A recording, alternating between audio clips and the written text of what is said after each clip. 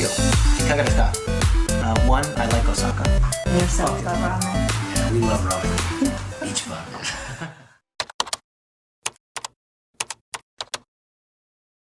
Why did you choose Osaka ultimately? Oh, okay. Let's start with the easy one first. I chose Osaka. One, I like Osaka, but I spent most time in Tokyo. But I think every American, every Westerner, they know Tokyo very well. Godzilla. Everybody knows Tokyo. I just wanted to show a city that most people hadn't really seen that much yet. So I chose Osaka. I just liked I liked Osaka's river. I liked the look of Osaka, all the neon lines on the river. So I chose it just because it was new, it was different. You can do that one first.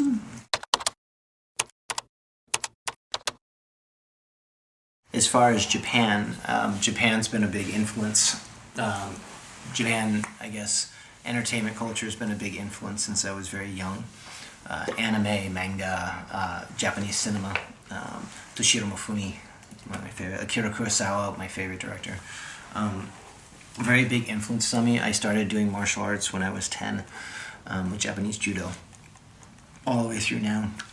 So I like the way, I guess I like the Japanese storytelling structure of anime, of manga, of their cinema. I like a lot of the codes that have a lot of similarity with like the Western code or medieval or European chivalry. They have Bushido, chivalry, honor code. Like I like those ideas. I think Keanu and I are both big fans of a lot of Japanese entertainment and a lot of the characterizations and what's the word? Ideas or themes. Like, is that a good theme? Like theme that we have in Japanese culture.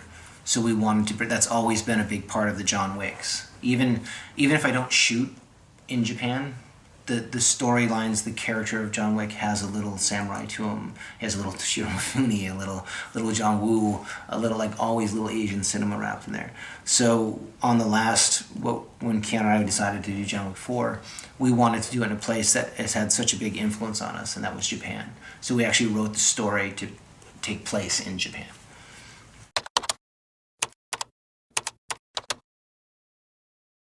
I guess the way I see Japanese culture, the way I see Japanese entertainment isn't this fantastical, it's perfect, it's everything. Like, but it just, that's more of a romantic vision.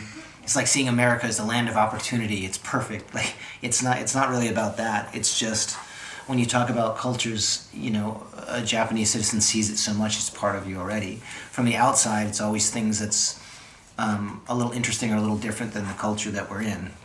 So for an American, especially a filmmaker, you look at not so much just Japanese culture, you look at the way they tell stories. The structure of a story, how they tell a story, where the emphasis goes. That's what I find attractive. Anime, manga, Japanese cinema tells stories differently than we do. So it's not just about samurai or Bushido, it's just a different structure. So that's one thing I noticed very quickly. So again, it's not this altruistic view of just Japanese culture, it's the way you do it's just like the way you do a tea ceremony, the way you do something, you do entertainment differently. And I think that's fascinating. The Chinese do it very differently, the Japanese do it differently, the Europeans do it slightly differently. I think it's important to see the differences and know why you like the differences. And I'm just trying to reach a wider audience with action. So I want my movies not just for Americans, I want them for all of Asia, I want them for all of Europe, I want them for world things, so that you see Keanu, it's that feeling, that character is something everybody can relate to. And the only way that will happen is if I understand a lot of different audiences.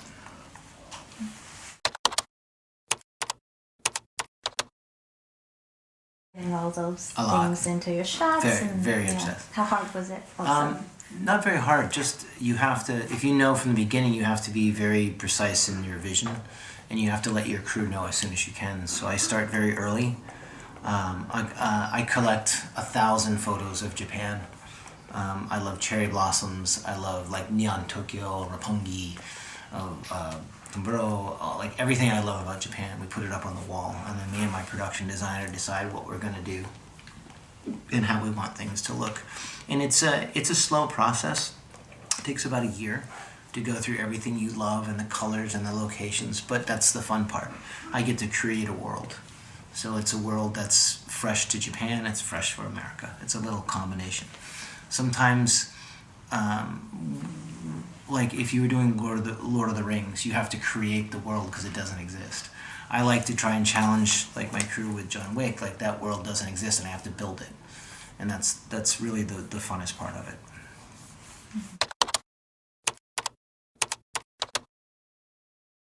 Hiro, as he often does on sets that have any kind of Japanese elements to it, would sometimes He's check very the props. he's very To see if authentic. they're Yeah. authentic. So. He helped us with all the train announcements.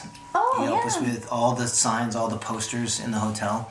He did. He got us the family symbols. Hiroyuki was part of the art department. Yeah.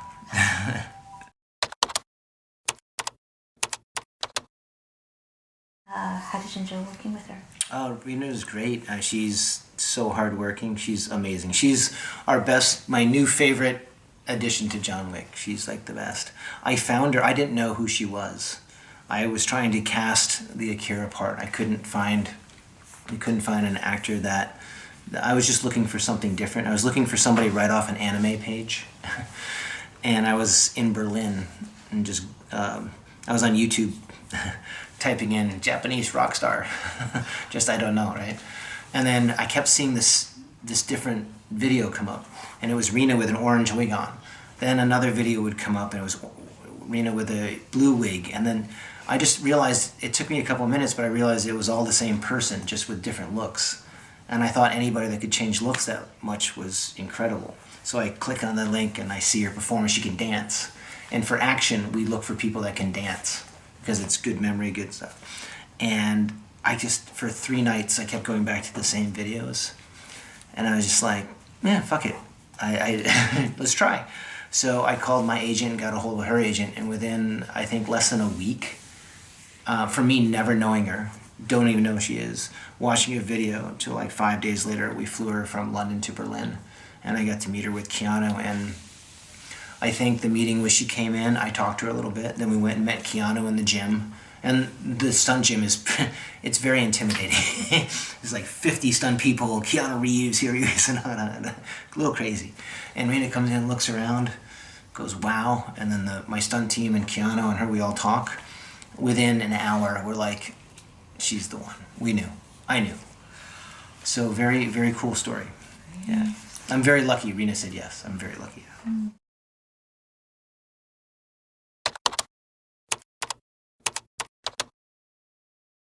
What do you see in the future with them? What kind of journey is ahead of you? You never know.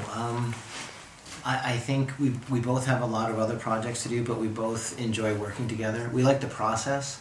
I think we have a very good time coming up with ideas and working together.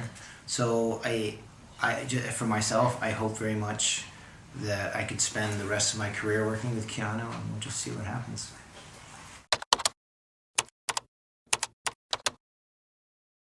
ドニー・イエンさんが厨房で麺類を食べてるんですけど、あれはラーメンですか、そばですか、うどんですか？ I honestly don't remember. Okay. Yeah. No worries. ちょっと麺の種類はごめんなさい、覚えてないんですけれど、面白い話があって。We shot that scene in Berlin, and Donnie and I, we shoot all nights. So at the beginning of the day, Donnie and I were talking about how much we love ramen and noodle. And we're like, we couldn't find good noodles in the city we're in at the time. So we kept talking about noodles, and we're just, how we love Japanese ramen, and how, he missed some of the noodles from China. And we're like talking about noodles. A couple hours later, we got to do the scene. Donnie comes to me and goes, I think I'm going to be eating noodles. I want to start the scene eating noodles. I'm like, okay, that's cool. So we changed the whole scene so that instead of Donnie coming in doing action, he starts being really like Chow Yun-fat. Super cool. And we take the sound, and like he gives me this big idea. He just comes in, I want noodles. I want to do noodles in this scene. So it was his idea, because we've been talking about noodles all day. And then we redesigned the scene just to have him sit noodles. But I don't know exactly what kind of noodles he had. I did do a lot of takes. I think he probably had like 6 or 7 different bowls. I kept going again.